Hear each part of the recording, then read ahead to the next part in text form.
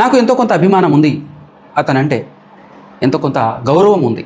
కానీ ఆయన ఇలా మాట్లాడటం అనేటటువంటిది నాకు కొంచెం బాధ కలిగించింది. ప్రసాద్ రెడ్డి గారు కూడా తాగి మత్తుతో ఏమైనా వచ్చారా అనేంతగా ఉన్నాయి ఆ మాటలు. దయచేసి కుదిరితే డిలీట్ చేసేసేయండి ఆ వీడియో. ఏంటి ఆ పదప్రయోగాలు ఏంటి? మత్తులో గినక ఏమైనా ఉన్నారా? మత్తుతో గినక ఏమైనా వచ్చారా? తాగి ఏమైనా వచ్చారా? నిలబడ్డారా అక్కడ?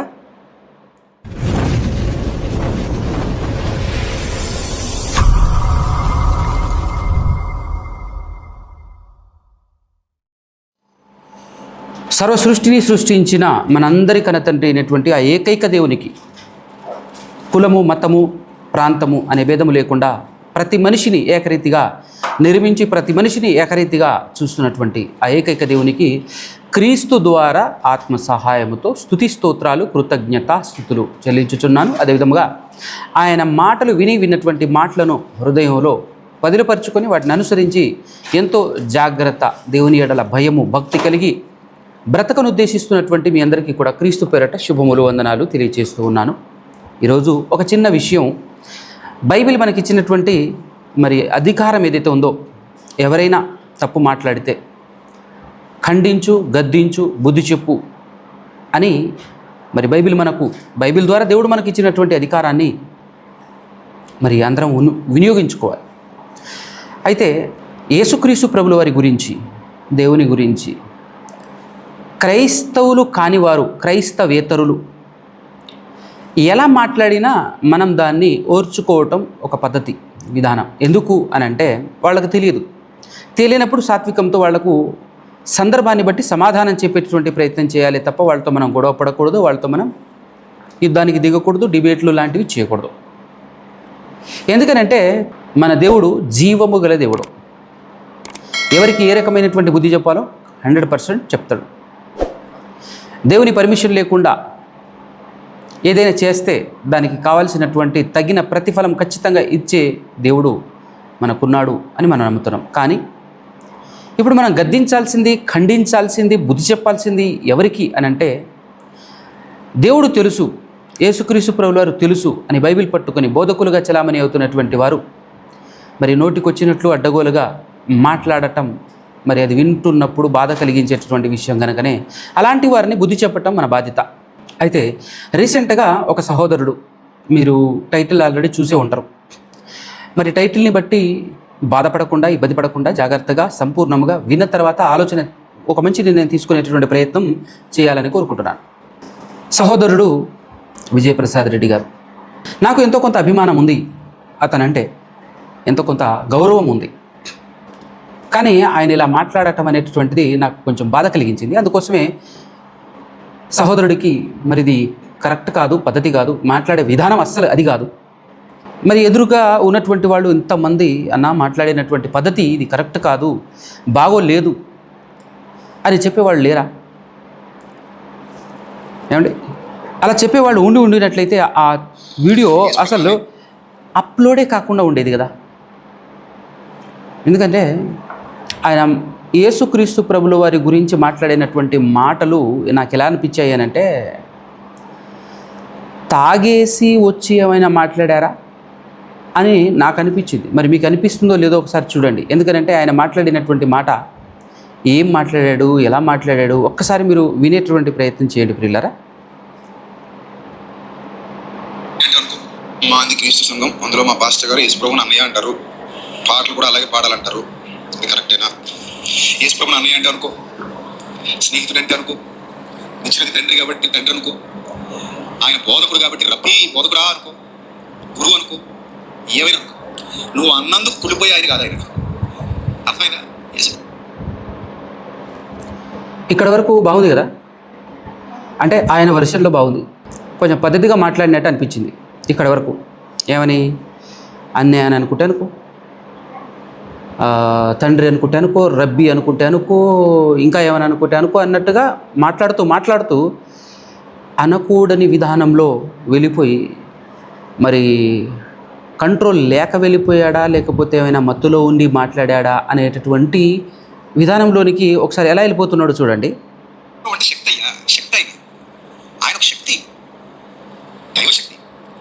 దైవశక్తిని నువ్వు అన్నయ్య, తమ్ముడు, బామ్మది అంటే కాబట్టి ఇలాగే అనాలా అలాగే అనాలా ఉసే అనాలా ఉలే అనాలా ఏం మనుషులు ఏం పట్టుకెళ్ళి చూసారు ఇలా అన్నాడు కాబట్టి పోతారండి, అలా అనలేదు కాబట్టి అలాగే పోతారండి. ఆయన అసలు పట్టించుకోడు. చూసారా, అడిగిన క్వశ్చన్ ఏంటి, ఈయన ఇస్తున్న జవాబు ఏంది, ఆ వెక్కిలి నవ్వులేంటి.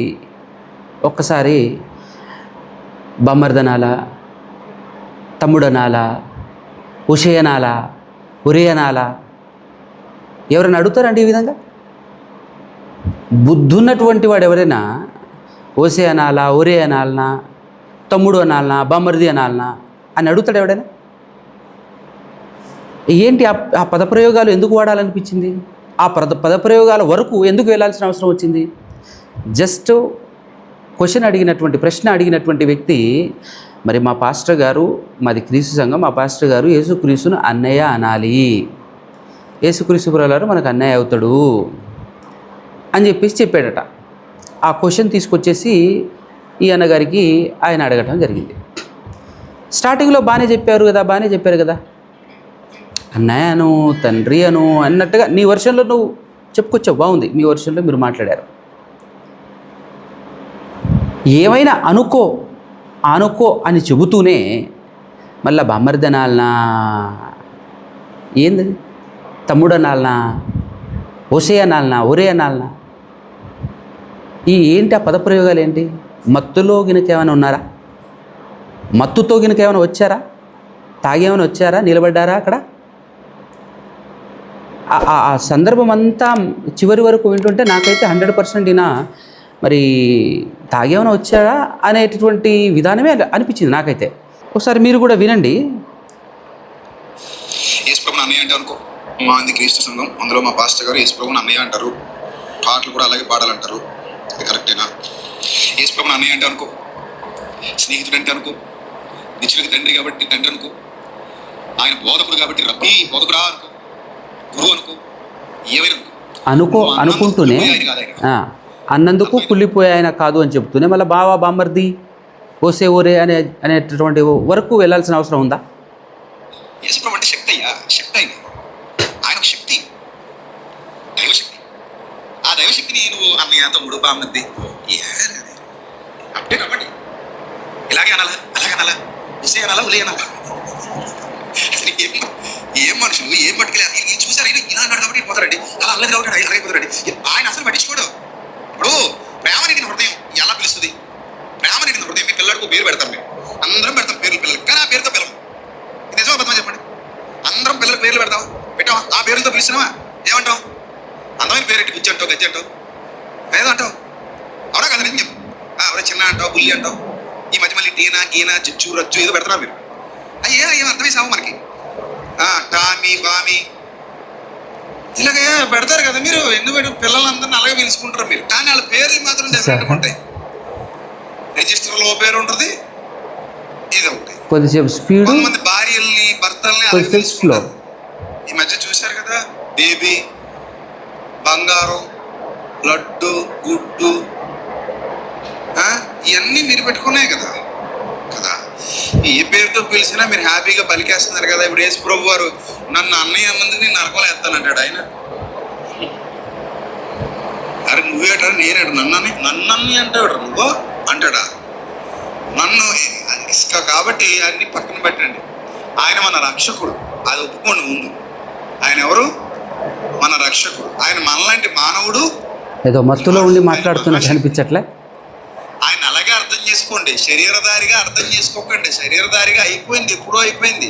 ఇప్పుడు ఆయన శరీరధారిగా లేడు. ఏదో మన పక్కింటి మనిషిలాగా చూడకండి ఆయన్ని. ఆయన ఇప్పుడు శరీరధారిగా లేడు. ఆయన సర్వశక్తుడు, సర్వాధికారం పొందాడు.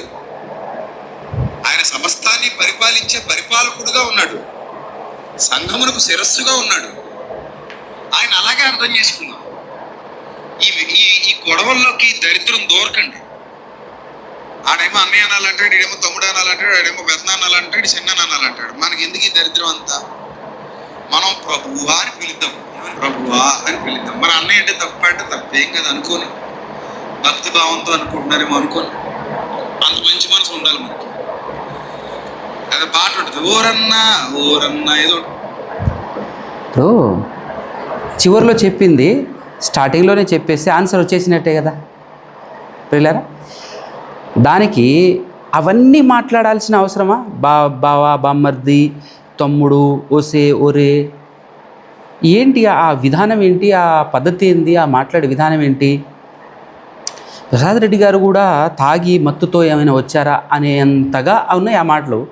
దయచేసి కుదిరితే డిలీట్ చేసేసేయండి ఆ వీడియో.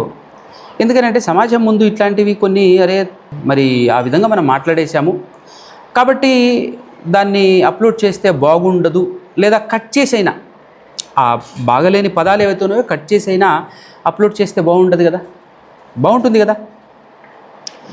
సమాధానం ఈజీ, అన్నయ్య అనాలా వద్దా?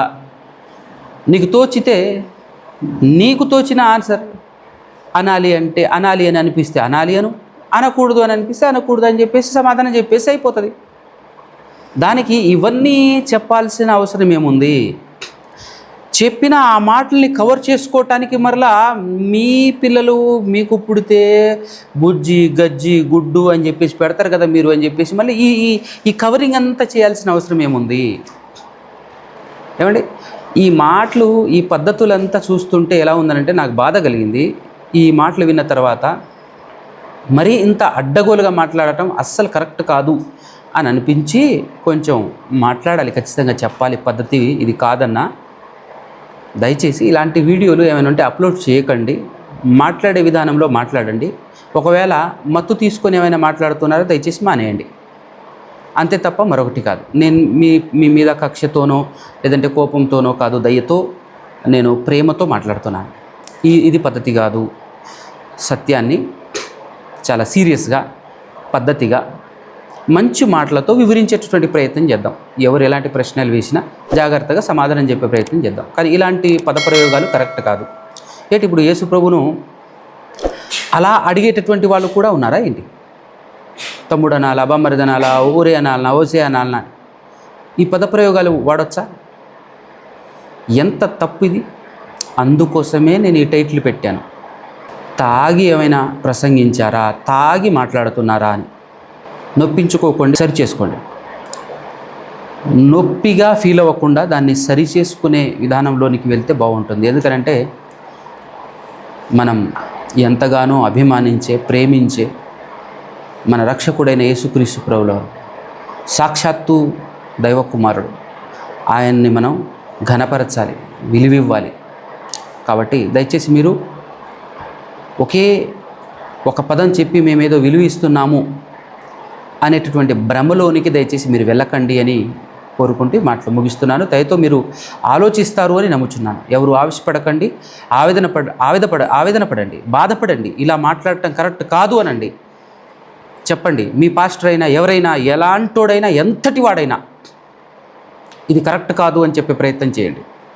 వాక్యానుసారంగా ఏదైనా తప్పుగా ఎవరైనా మాట్లాడితే వాక్యానుసారంగా ఇది కరెక్ట్ కాదు అని వాక్యంతోనే ఎదుటివాడికి బుద్ధి చెప్పేటటువంటి ప్రయత్నం చేయండి. అది పద్ధతి. కానీ మరి ఇలా మాట్లాడటం కరెక్ట్ కాదు. అందులో మీలాంటి ఫేమస్ అంటే బాగా పబ్లిక్ అయినటువంటి వ్యక్తులు మాట్లాడటం అస్సలు పద్ధతి కాదు ఇది. కాబట్టి దయచేసి మీరు మార్చుకుంటారని కోరుకుంటూ మాటలు ముగిస్తున్నాను. అందరికీ వందనాలు.